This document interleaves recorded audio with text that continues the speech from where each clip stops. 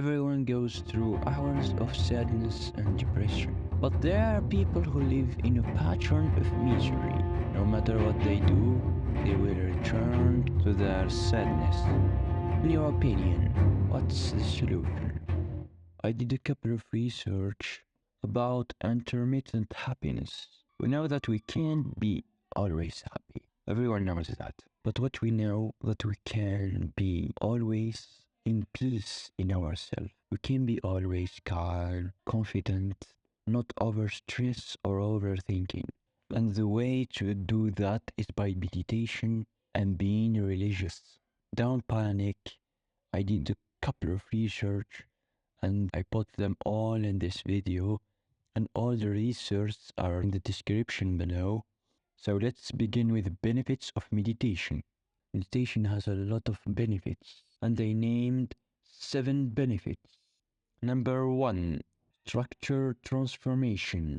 According to a 2011 study from the journal Psychiatry Research, meditation transforms two specific structure in the brain, the hippocampus and the amygdala.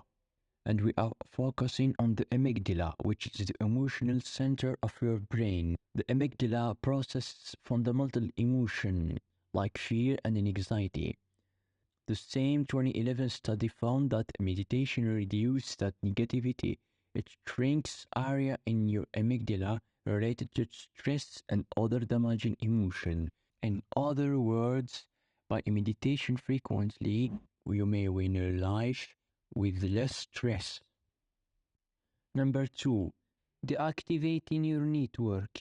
Your brain is full of systems and networks, like the default mode network or DMN.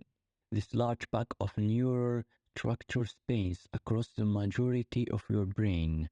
Your DMN helps you understand the past, the future, and the people around you, so you couldn't really live without it. But your DMN is not always your friend. And overreactive network leads to something called mind wandering. Mind wandering is when your brain gets caught up in a cycle of what's if, where is, and doubts. These self-referential ideas come directly from your demon and can really bring you down. In fact, a 2010 study from the journal Science explains that too much wandering makes people unhappy and unfocused. Luckily, meditation may be the answer. A 2011 study from Yale University found that people who meditate have less activity in their DMN. Why is that? Well, because meditation slows down this neural network. It encourages you to live in the moment, focus on the present, and spend less time worrying about your past or your future. And that can really lift your spirit. The same 2011 study found that meditation can significantly improve your mood. Participants felt happier overall, and when their mind starts to wander, they were much quicker to recover. Number 3, perception of pain. Meditation is more than just a mental process. If you practice meditation on a regular basis, you can reduce both mental and physical pain. Let's say you took a long hike yesterday and your legs are aching. Is there anything you can do to minimize that pain? Well, meditation may do the trick. This was discovered in 2011 by a study in the Journal of Neuroscience. They found that meditation directly impacts pain mechanism in your brain. Because pain in many ways is a mental process, while injury is not something you can control, your experience of that injury takes place in your brain. So if you can control your mental state, you may be able to control your pain too. Number 4, unexpected happiness. According to a 28 study in the Annals of Behavior Medicine, many people who meditate experience a small boost in their mood.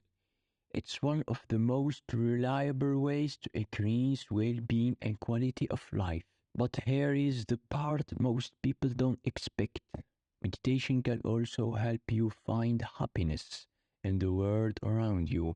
Frequent meditation view people and places in a new light. Their meditation helped them discover new perspective. They found joy in small unexpected events, and they learned to appreciate everything that life has to offer. Number 5, social gratitude. Gratitude comes naturally when you meditate. You will be discovering value in many of the things you once took for granted, especially the people you matter the most in your life. Meditation provides a newfound appreciation for the connection you have made and the bond you built. You may even reflect on all the way your life has been shaped by your relationship, for better or for worse. As you discover yourself and learn to live in this moment, you can truly enjoy the time you spend with your friends and loved ones. Because the unfortunate truth is many people don't know how you see that they are so focused on making new friends. They never develop the ones they have. So by meditation regularly, you can learn to value the people in your life and appreciate the power of real human connection. Number 6, bonding with compassion. There is another reason meditation creates these deeper social bonds. Yeah, you can learn to live in the moment and you are more appreciative of the people that love you, but you also care more about people in general. Meditation makes you a more compassionate individual, someone who will listen, empathize, and truly invest in the people you meet. In a 2012 study from the Clinical Psychology Review, research tested whether or not this was actually true. Does meditation make people more compassionate? Well, to test this, they used two different meditation techniques. One was called loving kindness meditation, another called compassionate meditation. In theory, this practice should develop areas in your brain related to kindness and compassion. So what did they find? Research found significant increase in those exact part of brain resulted in higher capacity for both compassion and empathy. These two techniques gave people more than they began for. By increasing their capacity for empathy, meditation ease their social anxiety and reduce my pent up anger. So meditation does not just help you bond with others, it teaches you to be more compassionate toward yourself. Number 7, lasting confidence. Few people realize how much meditation can affect your self-confidence. This comes from 1995 study from the General Hospital of Psychiatry. They found that meditation has a neutralizing effect on social anxiety. As little as 15 minutes a day can soothe your general nervousness and reduce self-inflicted stress, which gives you more confidence in all kind of nerve-wracking situation. But this burst of confidence is not just a one-time thing. No, meditation can soothe your nerves years after you stop practicing it.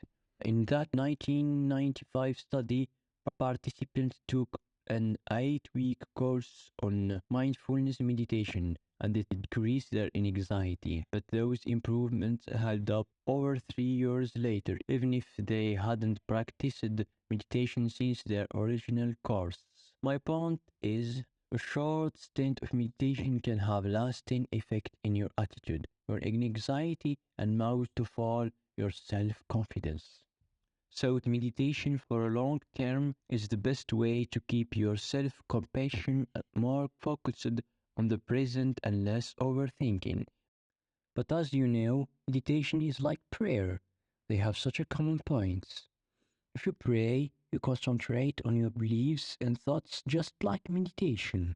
So as we liken meditation to prayer, let's have a look to the Islam prayer, which Muslims pray with more discipline than any religion. All Muslims pray with the same way in the same time, and it's called Salah, means righteousness, and it has more benefits than meditation. Muslim reads Quran during their prayer, so give it a chance and listen to some Quran.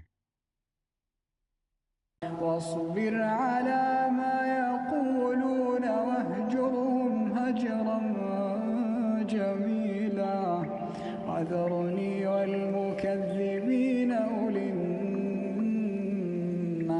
الساعة ومهلهم قليلا وما هذه الحياة الدنيا إلا لهو ولعب وإن الدار الآخرة لهي الحيوان لو كانوا يعلمون الذين آمنوا وتطمئن قلوبهم بذكر الله ألا بذكر الله تطمئن القلوب. The feeling you get after hearing Quran, you can't describe it. But I think you will say Quran is so peaceful. Just imagine reading that every day, how calm your heart will be. And during Salah, Muslims are getting their head to the ground. It's part of their daily prayer and it's called Sajda. Sajda is a prostration position where the forehead, nose, both palms, knees and toes touch the ground. And Sajda has severe effect on the brain and heart function. According to a 2019 study, they did a research of the psychological effect of a 20-second sajda. Participants were likely subjected to a 20-second sajda, while research measured various psychology responses, including cardiovascular, respiratory, and neurological parameters. And their findings key include cardiovascular effect, changes in heart rate, blood pressure, and circulation. Respiratory effect, change in breathing rate and lung function. Neurological effect, potential impact on brain activity and relaxing responses. Musculoskeletal effect, stretching and strengthening of certain muscle groups. So Salah for a long term is the best way to keep yourself compassion, more focused on the present, less overthinking, better heart and brain functioning, and better decision maker with less stress during your daily life. So if you had any question, make sure to comment below, and all the research are in the description below. So make sure that you will start doing Salah and you will be happy all day long. Subscribe to know more.